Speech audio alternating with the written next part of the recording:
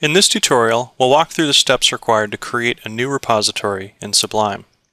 The first step is to click the Create New Repository tab.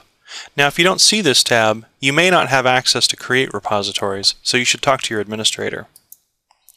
Next, you'll be asked to enter in a name and a short description for your repository. After that, you can select an owner. The owner is basically the user who has full administrative rights to this new repository. They can manage permissions, turn on email notifications, things like that. By default, it'll select your username, but you can change this now if you'd like.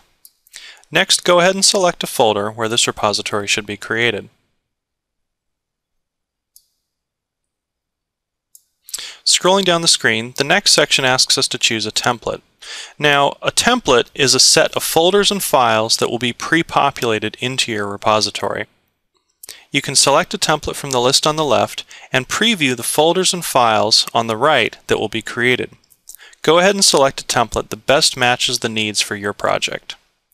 The last section is to choose the users and groups who should have access to this repository. Go ahead and select from the list of users and groups and grant them the appropriate permissions.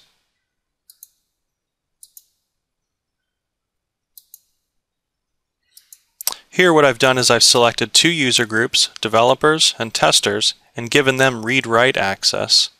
And I've selected one individual user and given him read-only access. You can also select users who shouldn't have access by entering their username and clicking the Deny option.